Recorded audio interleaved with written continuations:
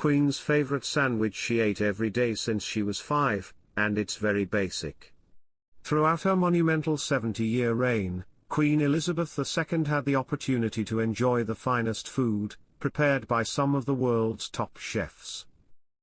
And, despite having ample opportunities to develop a taste for exotic or quirky foods, the Queen stayed true to her British roots when it came to what she wanted to eat, with one traditional, albeit surprising, English delight reportedly being enjoyed most days for over 9 decades. Welcome to Royal Pancakes. If you are new here, please don't forget to subscribe and click the notification bell, so you don't miss any news about the British monarchy. The late Queen's fondness for the tradition of afternoon tea has been mentioned several times by ex-royal staff members, with many confirming what the monarch preferred to eat. Afternoon tea, as quintessentially English as it gets, is traditionally enjoyed between 3:30 p.m. and 5 p.m., typically served with a selection of sandwiches, scones, and petite pastries.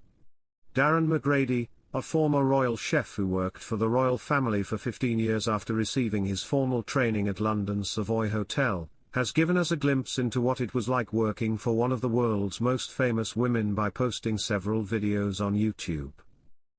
In a delightful video celebrating the return of garden parties at Buckingham Palace, Darren shared that one of the Queen's most cherished afternoon snacks was jam pennies.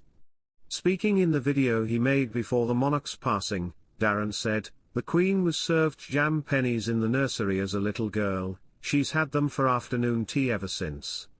Elaborating on the treat, he added, "Simple, just bread and jam with a little butter, usually strawberry jam. We'd make the jam at Balmoral Castle with the gorgeous Scottish strawberries from the gardens." Another of the Queen's preferred light bites was said to be a classic tuna mayo sandwich.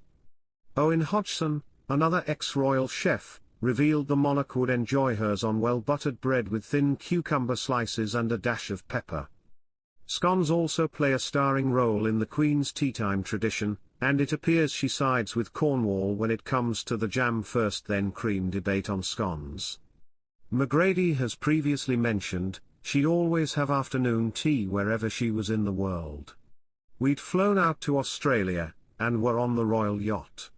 It was 5 o'clock in the morning, but for the Queen it was 5 in the afternoon, so my first job was making scones." Elsewhere on the menu, Darren previously revealed, also, tiny pastries like raspberry tartlets and a cut cake, honey and cream sponge, fruit cake, banana bread, or her favorite chocolate biscuit cake. It would all be washed down with a delightful steaming hot cup of Earl Grey tea. There are very few of us who can claim to having a personal, and unexpected, run-in with members of the royal family, least of all with the late Queen Elizabeth II. But someone who can is a builder who was left distinctly unimpressed and not at all in awe of the historic surroundings he found himself in while working for the late Queen at Buckingham Palace. The hilariously embarrassing story surfaced during a Channel 5 documentary when the monarch went entirely unnoticed by a tradesman at the palace, who was offered a cup of tea by none other than the Queen herself. Royal upholsterer Kevin Andrews, who worked for the Queen Mother, remembered the story vividly in a documentary titled Secrets of the Royal Palaces. He said, "A builder was dismantling a desk, so he could not see who was making the offer when the lady's voice asked him if he would like a cup of tea.